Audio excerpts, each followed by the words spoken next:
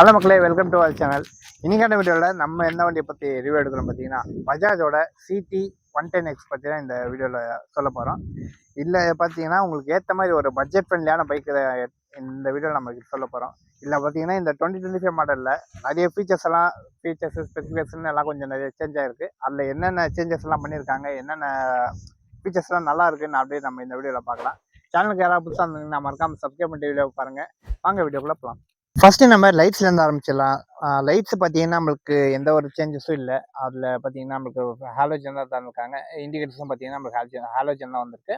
அதுக்கு எக்ஸ்ட்ரா பார்த்தீங்கன்னா மேலுக்கு பார்த்தீங்கன்னா நம்மளுக்கு டிஆர்லோட தந்திருக்காங்க. டிஆர் பார்த்தீங்கன்னா நம்மளுக்கு தந்திருக்கிறது ஒரு நல்லதுன்னு சொல்லலாம். ஆனால் மார்னிங்கில் மட்டும் நம்மளுக்கு அவ்வளோ தெரியாது பார்க்க. ஆனால் நைட்டுக்கு நீங்கள் எடுத்துன்னு போனீங்கன்னா ஒரு எக்ஸ்ட்ரா லைட்டு இப்போ ஆப்போசிட்டில் யாராவது வராங்கன்னா கொஞ்சம் ஈஸியாக இருந்தீங்க. நம்ம ஏதாவது லைட்டு போடாம விட்டு இருந்தால் கூட இந்த டிஆரில் வந்து நம்மளுக்கு கொஞ்சம் இங்கே ஒரு வண்டி வருதுன்னு கொஞ்சம் காட்டி கொடுக்குற மாதிரி நம்மளுக்கு நல்லா இருக்குது. இந்த ஓல்டு மாடலாக இருந்தாலும் கொஞ்சம் ஒரு சின்ன சின்ன மாடல் நம்மளுக்கு ஃபீச்சர்ஸை கொஞ்சம் எக்ஸ்ட்ரா பண்ணதுனால கொஞ்சம் நல்லா இருக்குது பார்க்க. பேக் சைடு பார்த்தீங்கன்னா நம்மளுக்கு ஒரு சேம் தான். நம்மளுக்கு ஃபுல் அண்ட் ஃபுல் இல்லாத தந்திருக்காங்க. ஹாலோஜன்லாம் நம்மளுக்கு தந்திருக்காங்க. எல்இடி பார்த்தீங்கன்னா எதிர்பார்த்தோம். ஆனால் இதில் பார்த்தீங்கன்னா இந்த மெயின் அந்த லைட்ஸ்லாம் நம்மளுக்கு சேஞ்சஸ் எதுவும் இல்லை. நம்மளுக்கு இன்னும் வேற இன்ஜின் சைட்லாம் பார்த்தீங்கன்னா நம்மளுக்கு இன்னும் அப்டேஷன்லாம் நல்லா தந்திருக்காங்க. அது என்னென்ன இருக்குது நம்ம அப்படியே இப்போ கண்டினியூவாக பார்ப்போம். வண்டியோட டோட்டல் லுக்கு பார்த்தீங்கன்னா நம்மளுக்கு ஓல்டோட எதுவும் மாறாமல் நம்மளுக்கு அதே ஒரு ஃபினிஷோடு நம்மளுக்கு எடுத்து வந்திருக்காங்க. இது பார்த்தீங்கன்னா இது பார்த்தாலும் நமக்கு தெரியும், நம்மளுக்கு நல்ல ஒரு வெயிட்லெஸ்ஸான வண்டியாக நம்மளுக்கு பார்த்துறோம். இது பார்த்தீங்கன்னா வெயிட்லெஸ்ஸு ப்ளஸ் பார்த்தீங்கன்னா நம்மளுக்கு இது ஒரு சேஃப்டிக்கான வண்டின்னு கூட நம்ம சொல்லிக்கலாம். இந்த வண்டியோட பில்ட் குவாலிட்டி பார்த்தீங்கன்னா நம்மளுக்கு ஃபைபர் வித் மெட்டல் நம்மளுக்கு தந்திருக்காங்க. அதனால கொஞ்சம் ஆனால் அந்த மெட்டல் கூட நம்மளுக்கு கொஞ்சம் ஓரளவுக்கு வெயிட்லெஸ்ஸாக இருந்தாலும் நம்மளுக்கு இந்த வண்டி கொஞ்சம் ஓட்டருக்கு ஃபுல் அண்ட் ஃபுல் நல்லா ஒரு கம்ஃபர்டபுளாக இருக்குன்னு நான் சொல்லுவேன். இது எப்படி இருக்குன்னு நான் அந்த கம்ஃபர்ட் வந்து ரைட் ரிவ்யூ நான் உங்களுக்கு எடுத்து போடுறேன் நான். நெக்ஸ்ட் நம்ம அப்படியே பார்த்தீங்கன்னா ஸ்விட்சஸும் டிஸ்பிளே பற்றி பார்த்துடலாம். ஸ்விட்சஸில் பார்த்தீங்கன்னா நம்மளுக்கு ஹை பீம், லோ பீம், அப்புறம் அதுக்கு மேலே பார்த்தீங்கன்னா நம்மளுக்கு பாஸ் லைட்டும் நம்மளுக்கு இங்கே தந்திருக்காங்க. அப்புறம் பார்த்தீங்கன்னா நம்மளுக்கு இண்டிகேட்டர்ஸ்க்கான ஸ்விட்சஸ் தந்திருக்காங்க. அப்புறம் ஹார்னுக்கான ஸ்விட்சஸ் தந்திருக்காங்க. அப்படியே நம்ம ரைட்டில் பார்த்துடலாம். ரைட் சைடில் பார்த்தீங்கன்னா நம்மளுக்கு ஹெட்லைட்டுக்கான ஆன் அண்ட் ஆஃப் ஸ்விட்சஸ் நம்ம தந்திருக்காங்க. அது கீழே பார்த்தீங்கன்னா செல்ஃப் ஸ்டார்ட்டுக்கான ஸ்விட்சஸ் தந்திருக்காங்க. வேறு எக்ஸ்ட்ரா ஸ்விட்சஸ் நம்மளுக்கு எதுவும் இல்லை. இல்லை அப்டேட் எதுவும் பண்ணல நமக்கு. இந்த இதில் பார்த்தீங்கன்னா நம்மளுக்கு இந்த 2025க்கு இந்த சிபி 110X நம்மளுக்கு அப்டேட் பண்ணியிருந்தாலும் இல்லை செல்ஃப் ஸ்டார்ட்டும் நம்மளுக்கு இருக்குது, கிக் ஸ்டார்ட்டும் நம்மளுக்கு இதில் தந்திருக்காங்க. அது ஒரு நல்ல ஃபீச்சர்ஸாக நான் சொல்லிப்பேன். அந்த டிஸ்பிளே பற்றி பார்த்துடலாம். டிஸ்பிளேல பார்த்தீங்கன்னா நோ சேஞ்சஸ் நான் சொல்லுவேன். அதே நம்மளுக்கு அனலாக் டிஸ்பிளே தான் நம்மளுக்கு இருக்குது. இல்லையா ரைட் சைட்லேயும் பார்த்தீங்கன்னா நம்மளுக்கு அந்த ஃபியூல் இண்டிகேட்டருக்கான அனலாக் டிஸ்பிளே இருக்குது. இங்கே பார்த்தீங்கன்னா ஆர்பிஎன் நம்ம பார்த்துக்கிறதுக்கான அனலாக் டிஸ்பிளே இருக்குது. இல்லை இன்னும் இந்த டிஸ்பிளே சைடில் நம்மளுக்கு என்ன ஒரு சேஞ்சஸ் தந்திருக்காங்கன்னு பார்த்தீங்கன்னா சார்ஜிங் போர்டர் நம்மளுக்கு தந்திருக்காங்க. சார்ஜிங் போர்டு பார்த்தீங்கன்னா நம்மளுக்கு சி டைப் இல்லை. இது பார்த்தீங்கன்னா யூஎஸ்பி சார்ஜ் பின் டைப் தான் நம்மளுக்கு இதில் தந்திருக்காங்க.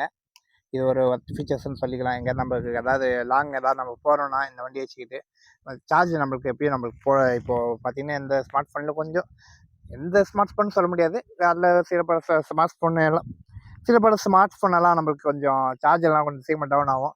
அந்த மாதிரி டைமில் நமக்கு எதாவது லாங் போகிறோன்னா கண்டிப்பாக நம்ம இதில் சார்ஜ் போட்டுக்க யூஸ் ஆகும் நமக்கு. அப்புறம் நம்ம இந்த ஃபியூல் டேங்க் அண்ட் மைலேஜ் பற்றி பார்த்துடலாம். ஃபியூல் டேங்க் கெப்பாசிட்டி பார்த்தீங்கன்னா ஒரு 11 லிட்டர்ஸ்க்கான ஃபியூல் டேங்க் கெப்பாசிட்டி தந்திருக்காங்க. அதுக்கப்புறம் மைலேஜ் தான் நீங்கள் இன்னும் கேட்க வேண்டியது ஒன்று இருக்குது. மைலேஜ் பார்த்தீங்கன்னா ஒரு 75 to 80 கன்ஃபார்மாக தரும்னு சொல்லியிருக்காங்க. வண்டிக்கு மைலேஜுக்கு நம்மளுக்கு வண்டி ஏதாவது கிடச்சிதுன்னா கண்டிப்பாக உங்களுக்கு நான் எடுத்து போடுறேன் நான். ஏன்னா 75 to 80ன்னா நம்மளுக்கு இன்னும் ஒரு பெரிய நம்ம ஏதாவது விளாக் போகிறோம்னா அந்த விளாக்ஸ்க்கெல்லாம் கூட நம்மளுக்கு அவ்வளோ தூரத்துக்கு எடுத்துன்னு போகலாம். அந்த அளவுக்கு நம்மளுக்கு ஒரு மைலேஜ் தருது. அதனால நம்மளுக்கு இந்த வண்டி ஏதாவது மைலேஜ் டெஸ்ட்டுக்கு ஏதாவது நம்மளுக்கு வண்டி கிடச்சுன்னா உங்களுக்கு கண்டிப்பாக மைலேஜ் டெஸ்ட் வீடியோ உங்களுக்கு கண்டிப்பாக போடுறேன் உங்களுக்கு. நம்ம இந்த சீட் பக்கம் பார்த்துடலாம். சீட் பார்த்தீங்கன்னா நம்மளுக்கு இந்த புது மாடலில் இதில் பார்த்தீங்கன்னா நம்மளுக்கு சீட் கம்ஃபர்ட் இன்னும் கொஞ்சம் ஏற்றி தந்திருக்காங்க. சீட் கம்ஃபர்ட்டும் நல்லா இருக்குன்னு சொல்லியிருக்காங்க. அது நம்மளுக்கு எப்படி இருக்குன்னு நான் உங்களுக்கு ரைட் ரிவ்யூவில் நான் சொல்கிறேன் நான். அப்புறம் நம்ம இந்த வண்டியோட பிரேக்ஸ் பற்றி பார்த்துடலாம். பிரேக்ஸ் பார்த்தீங்கன்னா நம்மளுக்கு ஃப்ரண்ட்டு பேக்கு நம்மளுக்கு ட்ரம் தான் தந்திருக்காங்க. ட்ரம் பிரேக் பார்த்தீங்கன்னா ஃப்ரண்ட்டு பார்த்தீங்கன்னா நம்மளுக்கு ஒரு 130 mm ட்ரம் பிரேக் தந்திருக்காங்க. அதே பேக் சைடில் பார்த்தீங்கன்னா நம்மளுக்கு ஒரு 110க்கான ட்ரம் பிரேக் தந்திருக்காங்க. இந்த புது மாடலில் ஒரு டிஸ்க்கு நம்மளுக்கு அப்டேட் பண்ணியிருக்கலாம். ஏன்னா இப்போது ஆல்ரெடி நம்ம பழைய வண்டியே கொஞ்சம் புதுசாக ஏதாவது வேறு கம்பெனிலேருந்து எடுத்துன்னு வந்தாங்க. இப்போ சிங்கிள் ஏபிஎஸ்ஸாக தான் நம்மளுக்கு போடுவாங்க. இதுலேயும் நம்மளுக்கு இந்த ஏபிஎஸ் வந்திருக்கோன்னு நம்பினேன். ஆனால் இந்த இதில் நம்மளுக்கு ஏபிஎஸ் தரல. இப்போ இது இல்லாமல் இன்னும் கொஞ்சம் ஏதாவது இன்னும் ஒரு 2 months 3 monthsக்கு அப்புறம் ஏதாவது ஒரு அப்டேட்டில் ஏபிஎஸ் தந்தால் நல்லாயிருக்கும்னு நான் எக்ஸ்பெக்ட் பண்ணுறேன். அப்புறம் இந்த வண்டியோட கிரவுண்ட் கிளியரன்ஸ் பார்த்துடலாம். கிரவுண்ட் கிளியரன்ஸ் பார்த்தீங்கன்னா நம்மளுக்கு ஒரு 170 mmக்கான கிரவுண்ட் கிளியரன்ஸ் தந்திருக்காங்க. நல்ல ஒரு அதிகமான கிரவுண்ட் கிளியரன்ஸ் தான் நம்மளுக்கு இதில் தந்திருக்காங்க. அப்புறம் இந்த வெயிட் பார்த்தீங்கன்னா நம்மளுக்கு ஒரு 127க்கான வெயிட் தான் தந்திருக்காங்க. 127ன்னு அதில் சொல்லியிருக்காங்க. ஆனால் நம்மளுக்கு இது சத்தியமாக சொல்கிறேன், இது ஓட்டி பார்க்கும்போதெல்லாம் நான் சத்தியமாக வெயிட்டு ஏதோ கொஞ்சம் நம்ம ஸ்கூட்டி எப்பெல்லாம் நம்ம ஓட்டிருப்போம் பார்த்தீங்களா, அந்த மாதிரி அந்த அளவுக்கு நம்மளுக்கு வெயிட் தான் நம்மளுக்கு இருக்குது. இது அட்லாஸ்ட் நம்ம இந்த வண்டியோட மெயின் அப்டேட்டுக்குள்ளே வந்துட்டோம். இந்த மெயின் அப்டேட் பார்த்தீங்கன்னா நம்மளுக்கு இந்த இன்ஜினில் தான் நம்மளுக்கு ஃபுல் அண்ட் ஃபுல் அப்டேட் பண்ணியிருக்காங்க. இன்ஜின் பார்த்தீங்கன்னா நம்மளுக்கு இதுக்கு முன்னாடி பார்த்தீங்கன்னா எலக்ட்ரானிக் கார்பனேட்டர்ன்ற ஒரு இன்ஜின் தான் நமக்கு தந்துட்டு இருந்தாங்க. இந்த புது மாடலில் பார்த்தீங்கன்னா நம்மளுக்கு எஃப்ஐ இன்ஜினாக சேஞ்ச் பண்ணியிருக்காங்க. இன்ஜினோட சிசின்னு பார்த்தீங்கன்னா நம்மளுக்கு 115.45 சிசி தந்திருக்காங்க. அதோட OBD 2Bக்கான இன்ஜினும் நம்மளுக்கு தந்திருக்காங்க. பவர் பார்த்தீங்கன்னா நம்மளுக்கு 8.6 PS. டார்க் பார்த்தீங்கன்னா நம்மளுக்கு 9.81க்கான டார்க் தந்திருக்காங்க. ஃபர்ஸ்ட் ஸ்டெப் கியர் பாக்ஸ் நம்மளுக்கு இதில் அப்டேட் ஆகிருக்கு. இந்த இன்ஜினோட அப்டேட் உங்களுக்கு பிடிச்சிருக்குன்னா மறக்காமல் கமெண்ட்டில் சொல்லுங்கள். இதை பற்றி உங்களுக்கு இது ஓகேவா இல்லை இந்த மாதிரி தந்துருக்கலாம், உங்களோட ஒப்பீனியன் அப்படியே நீங்கள் கமெண்ட்டில் போடுங்க. அதுக்கப்புறம் பார்த்தீங்கன்னா இது கொஞ்சம் இந்த அப்டேட்லாம் பண்ணனால நம்மளுக்கு ஒரு 2K ஒரு 2000 ரூபாய் நம்மளுக்கு ப்ரைஸ் இன்க்ரீஸும் நம்மளுக்கு பண்ணியிருக்காங்க. அது எப்படி இருக்குன்னு நீங்கள் இந்த ப்ரைஸ் இன்க்ரீஸ் ஓகேவா, இந்த அப்டேட்ஸ் எல்லாம் உங்களுக்கு ஓகேவான்னு நீங்கள் கமெண்ட்டில் சொல்லுங்கள். உங்கள் ஒப்பீனியன் என்ன தோணுதோ நீங்கள் கமெண்ட்டில் போடுங்க. நான் உங்களுக்காக கண்டிப்பாக உங்களுக்கு எல்லாருக்கும் ரிப்ளை கொடுக்குறேன் நான். இப்போ நெக்ஸ்ட் நம்ம அப்படியே ரைட் ரிவ்யூ பார்த்துடலாமா? த்ராட்லர்ஸ், இப்போ நம்ம இந்த பஜாஜ் சிட்டி 110X இந்த வண்டியோட ஒரு ஷார்ட் ரிவ்யூ வந்து பார்த்துருவோம். இப்போ வந்து பார்த்திங்கன்னா நமக்கு எலக்ட்ரானிக் கார்பரேட்டர்லேருந்து நார்மல் எஃப்ஐயே வந்து மாற்றிருக்காங்க. பவர் லைன் இம்ப்ரூவ்மெண்ட் இருக்குது, பிரேக்ஸ் எப்படி இருக்குது, அப்புறம் வந்து இன்ஜின் உண்மையாக ஓட்டுறதுக்கு எப்படி இருக்குது, வைப்ரேஷன்ஸ் இருக்கா, இந்த மாதிரி விஷயங்களை வந்து ரைட்டாக டிஸ்கஸ் பண்ணிடுவோம். ஸோ மொதல் விஷயம், பவரில் வந்து ஆப்வியஸ்லி இம்ப்ரூவ்மெண்ட் இருக்குது.